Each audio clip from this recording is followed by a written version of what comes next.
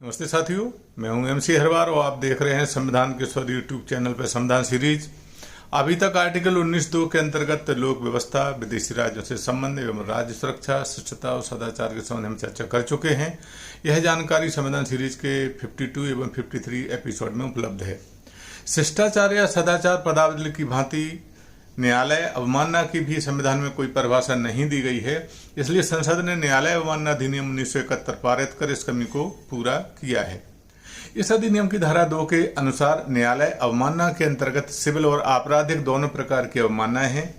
Civil अवमानना का अर्थ है जानबूझकर न्यायालय के फैसले, उसकी डिक्री, न्यायालय के निर्देश, न्यायालय के आदेश, रिट, उसकी प्रक्रिया की अवहेलना या न्यायालय को दिए गए वचन का जानबूझकर भंग करना है।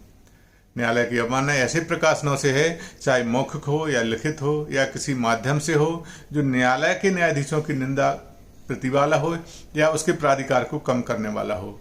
जो प्रकाशन पक्षपात का लांछन लगाते हो, न्यायिक कार्रवाइयों में हस्तक्षेप करते हो या हस्तक्षेप करने की प्रीति वाले हों, किसी भी प्रकार से न्याय प्रशासन के कार्य में हस्तक्षेप करता हो, यह स्थिति भ्रमित करने की प्रीति वाला हो, इस कार्य में अवरोध करता हो, तो वह इस प्रवृत्ति में न्यायालय की अवमानना की वर्ग में आएगा।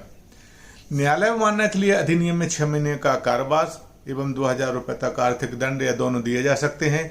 अधिनियम के अधीन न्यायाधीशों, मजिस्ट्रेटों या न्यायकृत करने वाले व्यक्तियों को भी अपने ही न्यायालय की अवमानना के लिए व्यक्तियों की भांति दंडित किया जा सकता है। न्यायालय की अवमानना के संबंध में भारत के संविधान के आर्टिकल 129 तथा 215 के अधीन इसे संरक्षित रखा गया है। न्यायालय को उसको सशक्त बनाया गया है। उच्चतम न्यायालय के क्या अधिकार हैं? उच्चतम न्यायालय को 1971 के अधिनियम के अंतर्गत अधिकार दिए गए हैं। आर्टिकल 1 से 29 उच्चतम न्यायालय को अभिलेख न्यायालय घोषित करता है और उसे न्यायालय की सभी शक्तियां प्रदान करता है। अभिलेख न्यायालय का तात्पर्य क्या है, इससे क्या आशय समझें? इसका आशय यह है कि ऐसे न्यायालय के निर्णय और कार्रवाई में लिखित होती है, उन्हें सर्वदा सजोए रखा जाता है ताकि भविष्य में भी अधीनस्थ न्यायालय के समक्ष पूर्ण रूप से उन्हें प्रस्तुत किया जा सके। ऐसे न्यायालय को अपने अवमानना के लिए किसी व्यक्ति को दंड देने की भी शक्ति होती है। यह शक्ति भारतीय संविधान उच्चतम न्यायालय को अभिव्यक्त रूप से शक्ति प्रदान करता है। आर्टिकल 2 से 15 के अंतर्गत उच्चतम न्यायालय को अभिलेख न्यायालय घोषित किया गया है। प्रत्येक उच्च न्यायालय अभिलेख न्यायालय होगा और उसने अपनी अवमानना के लिए दंड देने की शक्ति सहित ऐसे न्यायालय की सभी शक्तियां प्रदान की गई हैं। कुछ ऐसे कार्य हैं जिसमें न्यायालय को अभिमानना नहीं माना जाएगा। क्या कोई ऐसे कार्य हैं जिसको हम कह सकते हैं कि न्यायालय की अभिमानना नहीं है? बिल्कुल, इसके बारे में भी हम चर्चा करते हैं। निर्दोष प्रकाशन और उसका विवरण। न्यायिक कार्रवाइयों का उचित और सही प्रकाशन हो तो कोर्ट की अवमानना की कैटेगरी में वह नहीं माना जाएगा। यदि कोर्ट के द्वारा दिए गए निर्णय की उचित आलोचना की गई हो तो भी वह कोर्ट की अवमानना नहीं मानी जाएगी। यदि न्यायाधीश के विरुद्ध ईमानदारी से की गई शिकायत हो तो भी वह कोर्ट की अवमानना नहीं मानी जाएगी। और बाद की न्यायिक कार्रवाइयों का यदि सही प्रकाशन किया जाता है तो वह भी कोर्ट की अवमानना में नहीं गिना जाएगा। कोर्ट की अवमानना के संबंध में उच्चतम न्यायालय के हम एक प्रकरण को भी जानने की कोशिश करते हैं।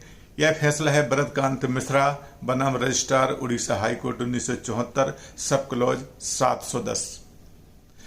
इस फैसले को चीफ जस्टिस AN रे, DG Palekar, justice YV Chandrachud, justice PN Bhagwati, justice BR Krishna Iyer, इस प्रकार लगभग 5 जजों की बेंच ने यह फैसला सुनाया था।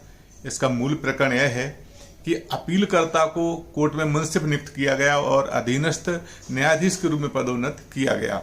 बाद में राज्य के राज्यपाल द्वारा अतिरिक्त जिला मजिस्ट्रेट, जुडिशियल और फिर अतिरिक्त जिला न्यायाधीश के रूप में नियुक्त कर दिया गया। इनके खिलाफ कुछ शिकायतें हुई और परिणामस्वरूप कुछ आरोपों की जांच के परिणामस्वरूप उन्हें उच्च न्यायालय उड़ीसा द्वारा अतिरिक्त जिला मजिस्ट्रेट के पद पर डिमोशन कर दिया। डिमोशन होने से उन्होंने अपनी ड्यूटी ज्वाइन नहीं की, इसलिए उनके खिलाफ एक नई अनुशासनात्मक कार्रवाई उड़ीसा हाईकोर्ट ने शुरू की और जांच के बाद हाईकोर्ट ने उन्हें बर्खास्त कर दिया। हाईकोर्ट ने कहा कि डिमोशन उपरांत ड्यूटी ज्वाइन न करना कोर्ट की अवमानना है। बर्खास्तगी के आदेश के खिलाफ हाईकोर्ट उड़ीसा में अपील की गई। उड़ीसा हाईकोर्ट द्वारा अपील खारिज कर दी गई। मामला उच्चतम न्यायालय दिल्ली पहुंच गया। उच्चतम न्यायालय में याचिकाकर्ता द्वारा अपील की गई और कहा कि यदि किसी अनुशासनात्मक कार्रवाई के परिणाम स्वरूप किसी जिला न्यायाधीश को कोई दंड दिया जाता है तो सेवा की शर्तों के अनुसार होना चाहिए। इसलिए सरकार द्वारा सिविल सेवा वर्गीकरण नियंत्रण और अपील नियमों में सेवा की शर्तें 1962 के विरुद्ध उनके प्रति कार्रवाई की गई है। जिला न्यायाधीश के खिलाफ अनुशासनात्मक कार्रवाई करना और उस पर रैंक में डिमोशन कर देने का अधिकार हाई कोर्ट को नहीं है, लेकिन एक प्रमुख दंड को लागू करने की वास्तविक शक्ति रैंक में कमी केवल राज्यपाल द्वारा किया जा सकती है। इस तरह से पिटिशनर ने न्याय हेतु पिटिशन फाइल की। उच्चतम न्यायालय ने अपने निर्णय में कहा कि जो नियुक्ति अधिकारी हैं ऐसी विशेष शक्तियों का प्रयोग करते समय राज्यपाल को हमेशा मामले में उच्च न्यायालय की राय का ध्यान रखना होगा। अतः वर्तमान मामले में अपीलकर्ता को पद से कम करने का उच्च न्यायालय द्वारा किया गया पारित आदेश असंवैधानिक है। रैंक में कमी के आदेश के आधार पर बर्खास्तगी के 2 आदेशों का कानूनी प्रभाव नहीं हो सकता, क्योंकि बर्खास्तगी के आदेश का आधार एक असंवैधानिक आदेश है। यदि अपीलकर्ता की कमी क्षेत्राधिकार के बिना है तो अपीलकर्ता को जिला न्यायाधीश के रूप में जारी रखा जाना माना जाता है और उच्च न्यायालय उसे बर्खास्त नहीं कर सकता। उच्च न्यायालय के आदेशों के विलय का कोई सवाल ही नहीं है। राज्यपाल द्वारा पारित आदेशों में यदि प्रारंभिक पदाधिकारी का आदेश शून्य है तो अपीली अधिकारी का आदेश होने से वैध नहीं माना जा सकता। अपील में राज्यपाल द्वारा पुष्टि का कोई कानूनी प्रभाव नहीं हो सकता है, क्योंकि केवल वही मान्य है जिसकी पुष्टि की जा सकती है, न कि वह जो शून्य है। वर्तमान मामले में आर्टिकल 309 के तहत बनाए गए सिविल सेवा वर्गीकरण नियंत्रण अपील 1962 की नियमों की शर्तें नियम 14(4) में प्रावधान करती हैं कि नियुक्ति प्राधिकारी अकेले ही दंड लगा सकता है। इसलिए सेवा की शर्तों के तहत उच्च न्यायालय जिला न्यायाधीश को रैंक में कम या बर्खास्त नहीं कर सकता। हाईकोर्ट अपीलकर्ता की अपील को खारिज नहीं कर सकता, बर्खास्तगी केवल राज्यपाल ही कर सकता है। अतः अपील स्वीकार की जाती है और हाईकोर्ट का फैसला निरस्त किया जाता है। उच्च न्यायालय द्वारा 8 दिसंबर 1972 एवं 3 दिसंबर 1973 को पारित दोनों आदेश रद्द कर दिए गए। आदेश निरस्त किए जाने की दृष्टि से अपीलकर्ता को सेवानिवृत्ति होने की तिथि तक अपर जिला न्यायाधीश माना जाएगा। पार्टियां अपना खर्चा स्वयं उठाएंगी, ऐसा सुप्रीम कोर्ट ने अपने फैसले में कहा।